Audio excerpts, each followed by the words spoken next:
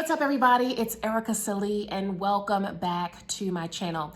So, I was thinking to myself just a little bit ago about this whole idea of dating. For those of you who don't know, I'm saying recently divorced, but now it's been 4 years. And so what do you classify as recent? But I am divorced. And so the conversation of dating and companionship and what's next in relationship is something that is very present for me. And so if you don't know, I am the Amazon #1 bestseller of I'm Here at Now What? Finding Joy After the Storm. And there is a chapter in the book that I have specifically devoted to the dating game. It is chapter 4. And so there's a sentence in here in chapter 4 that says, "This is why self-reflection time is key. It helps us to get clear on not only what we want in a relationship, whether it's love or companionship or something else, but also our worth."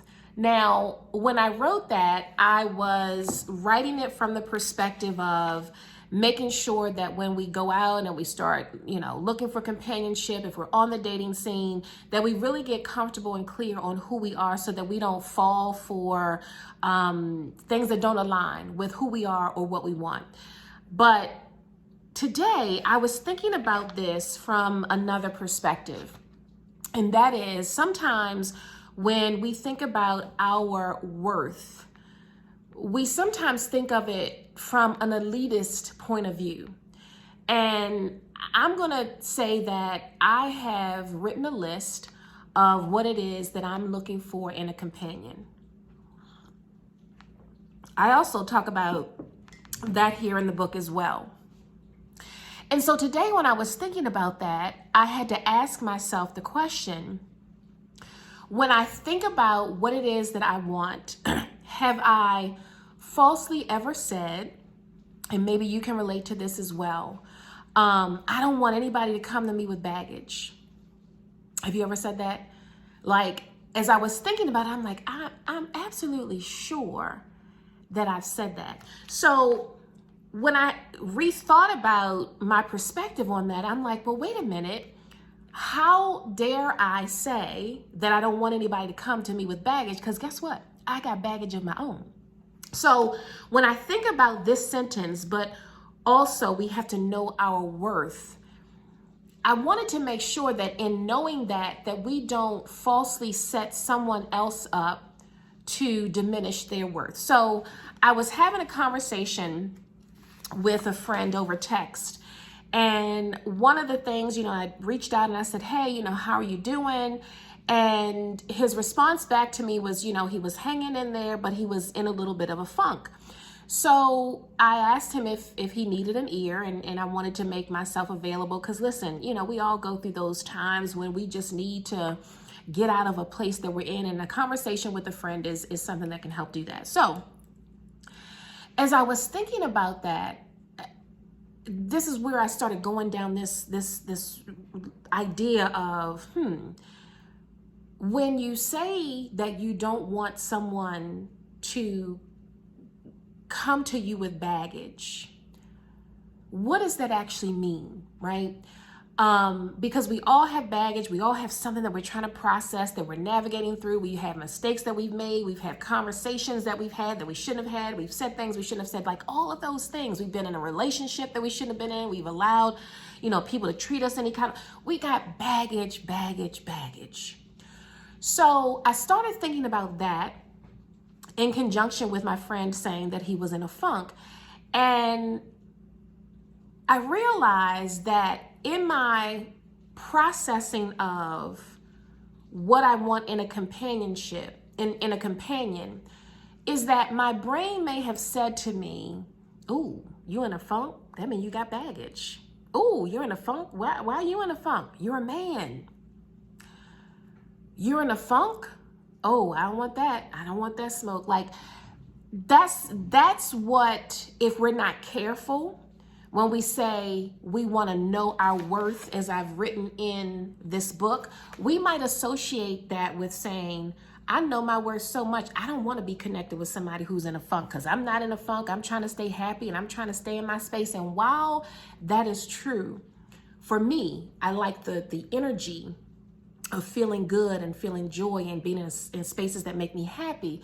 But I also recognize that part of what we do oftentimes, and this is the true talk, this is what I had to say to myself.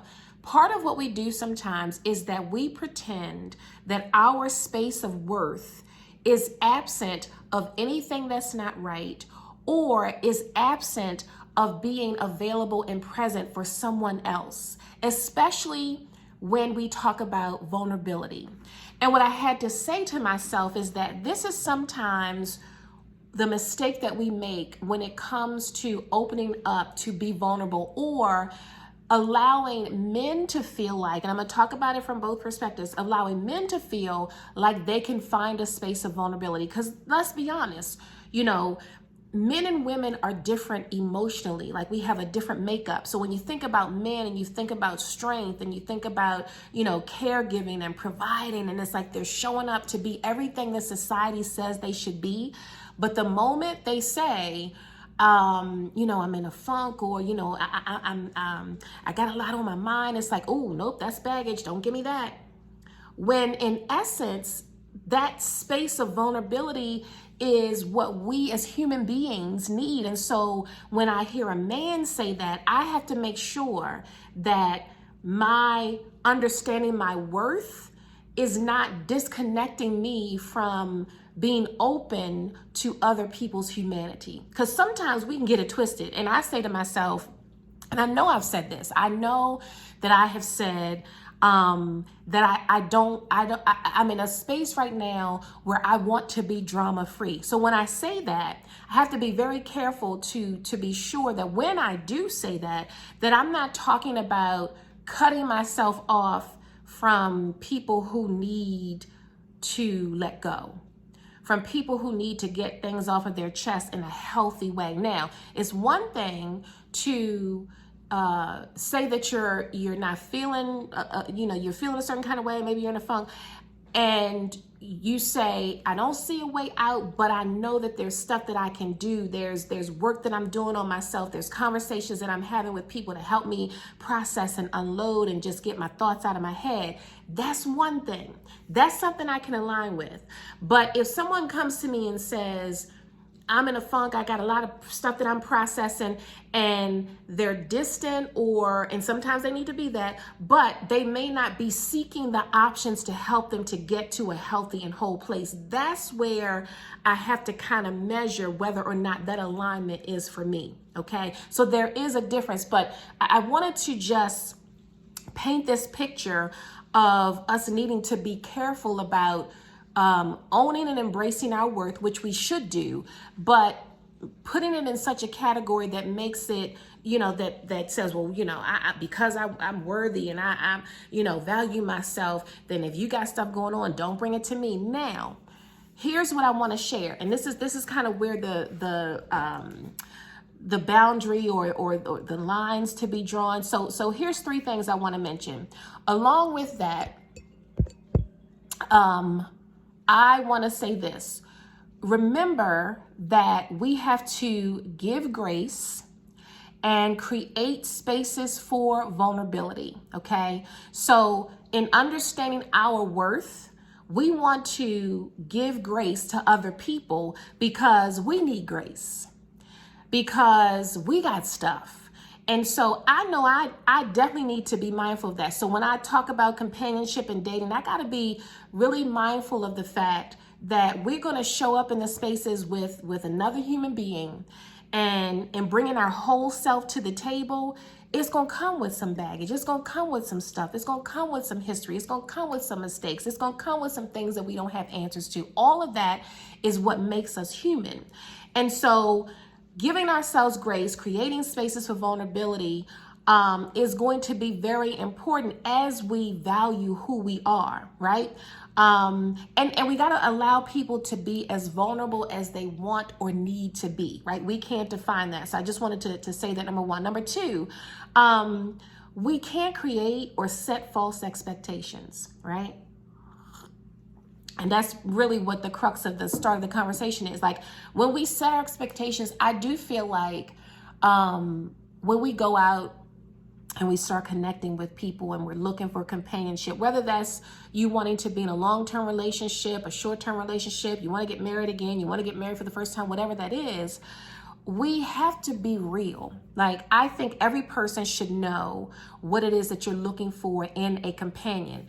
But I also want to make sure, myself included, that we don't create this list of things that not one person on the earth can meet, because we will be setting ourselves up for false expectation. We'll be setting up false expectations for another person, and we might be setting ourselves up for misery. So that's number two. Number three is, and this is what I said a little bit ago, to protect your energy, right? To be willing to protect your energy, to create those boundaries, but not to position yourself to disregard practicing empathy or understanding humanity, which is what I was saying earlier, right? Like, understanding that if you say, I don't want no baggage, nope, don't want to hear it.